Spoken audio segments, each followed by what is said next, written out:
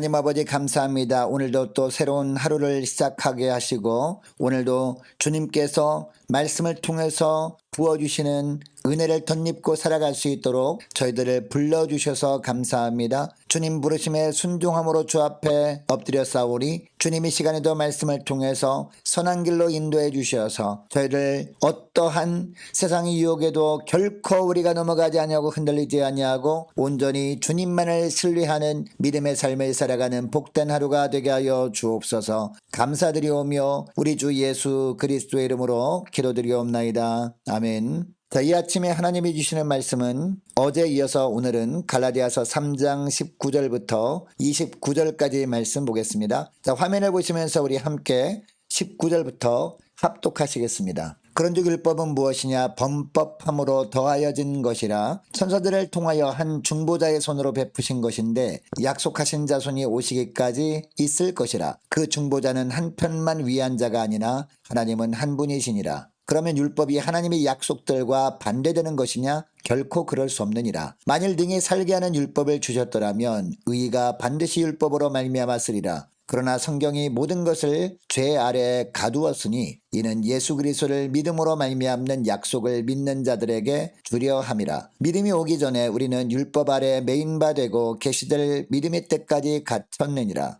이같이 율법이 우리를 그리스도께로 인도하는 초등교사가 되어 우리로 하여금 믿음으로 말미암아 의롭다함을 얻게 하려 함이라. 믿음이 온 후로는 우리가 초등교사 아래 있지 아니하도다. 너희가 다 믿음으로 말미암아 그리스도 예수 안에서 하나님의 아들이 되었으니 누구든지 그리스도와 합하기 위하여 세례를 받은 자는 그리스도로 옷 입었느니라. 너희는 유대인이나 헬라인이나 종이나 자유인이나 남자나 여자나 다 그리스도 예수 안에서 하나이니라. 너희가 그리스도의 것이면 곧 아브라함의 자손이요 약속대로 유업을 이을 자니라. 아멘. 할렐루야. 새로운 화요일 아침이 밝았습니다. 오늘도 주님께서 말씀을 통해서 베푸시는 영의 양식을 공급받고 힘차게 시작하는 복된 하루가 되길 원합니다.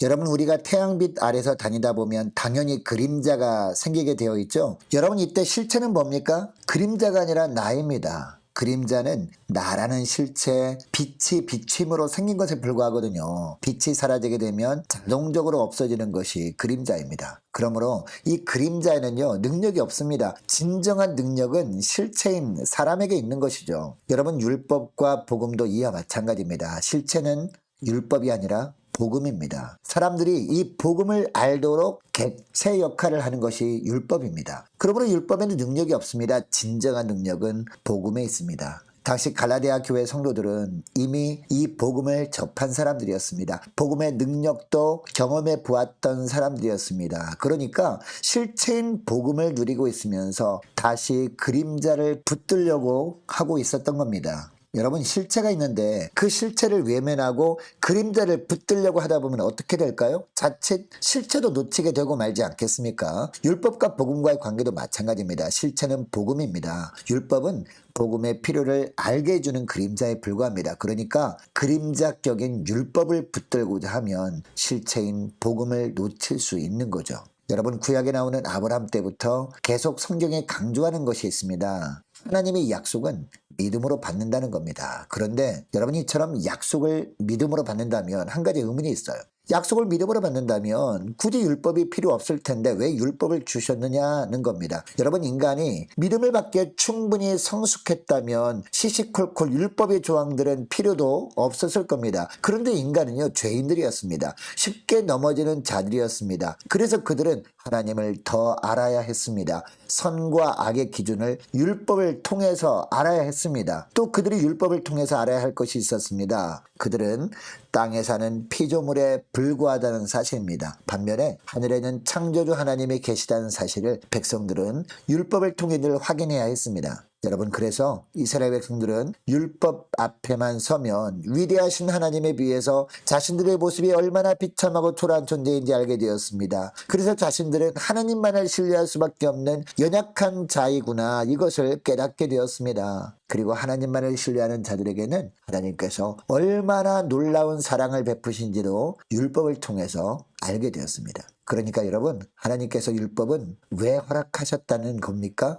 사람이 얼마나 죄인인가를 깨닫게 해주는 초등교사로 하나님께서 주신 겁니다. 여러분, 그러니까 하나님이 율법을 주신 목적이 무엇임을 알게 됩니까? 율법을 얼마나 잘 지키느냐를 보시려고 율법을 주신 것이 아니라는 겁니다. 그 율법을 통해 자신이 얼마나 비참한 죄인임을 깨닫고 주님을 향한 믿음을 더 갖기를 원하셔서 그 율법을 주신 겁니다. 그 믿음에 이르게 하는 길 가운데 하나가 바로 율법이었다는 겁니다. 그리고 그 믿음을 표현하는 방식 가운데 하나가 율법 준수였습니다. 그러나 분명한 것은 율법을 가지고 있거나 율법을 잘 지키는 것 자체가 믿음을 담보하는 것은 아니라는 사실입니다. 생명을 얻는 의의를 보장해 주지도 못한다는 사실입니다. 여러분, 이것을 기억하시고 율법, 즉 말씀을 통해 나 자신의 존재를 더욱더 분명하게 볼 수 있는 저와 여러분 될 수 있기를 원합니다. 그래서 말씀을 통해서 더욱더 십자가 믿음으로 나아가시는 복된 저와 여러분 되시기를 바랍니다.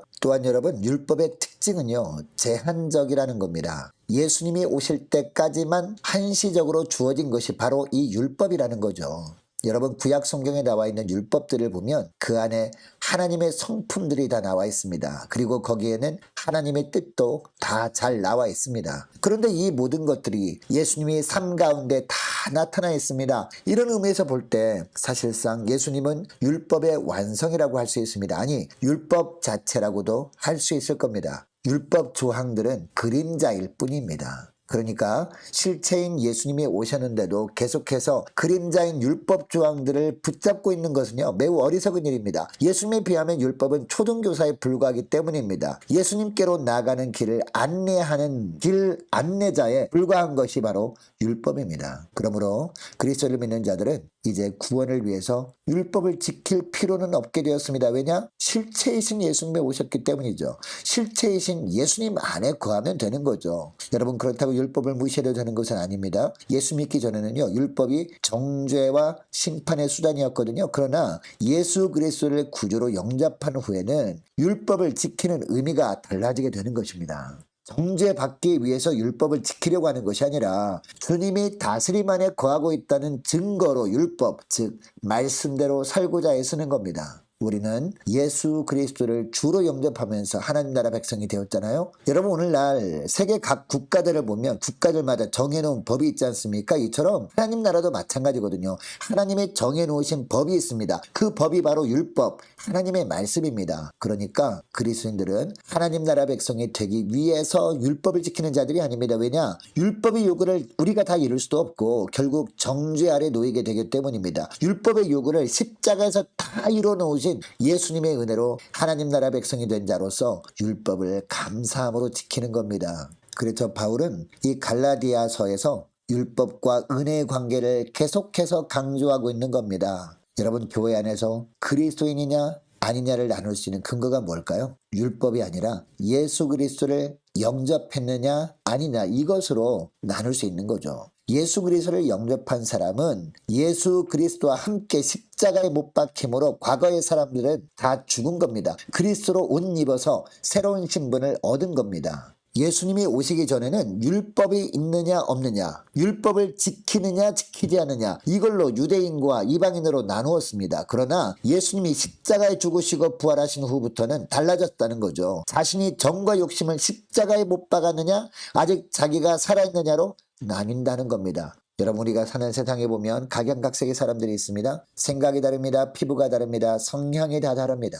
그러나 어떤 사람이라 할지라도 예수 그리스도 안에 있기만 하면 하나님은 하나라고 하십니다. 십자가로 차별이담을 헐어버리셨습니다. 모두 약속의 유업을 받을 자격 있는 자로 주님은 부르셨다는 겁니다. 그러므로 교회는 그리스도를 믿음으로 하나가 되어서 성령의 능력으로 천국을 소망하며 나가는 공동체라고 할 수 있는 겁니다. 여러분, 이것을 기억하시고 아직 내 안에 나만 생각하는 정욕과 욕심이 살아있다면 다시 그것들을 십자가에 못 박아버리고 주님과 함께 새로운 삶을 살길 원합니다. 간절히 기도하는 이 새벽 될 수 있길 원합니다. 그리고 예수 그리스도 안에 있는 지체들과 더욱더 사랑으로 연합하며 살게 달라고 간절히 기도할 수 있는 이 새벽 될 수 있길 원합니다. 오늘 말씀을 기억하고 우리 함께 기도하길 원하는 것은 이렇게 기도했으면 좋겠습니다. 하나님, 날마다 율법, 즉 말씀을 통해서 나의 비참함을 늘 깨닫고 더욱 십자가 앞으로 나가게 하옵소서. 하나님, 오늘도 십자가의 나를 다시 못 박아버리고 내 안에 그리스도께서 사시는 삶을 살게 하여 주옵소서.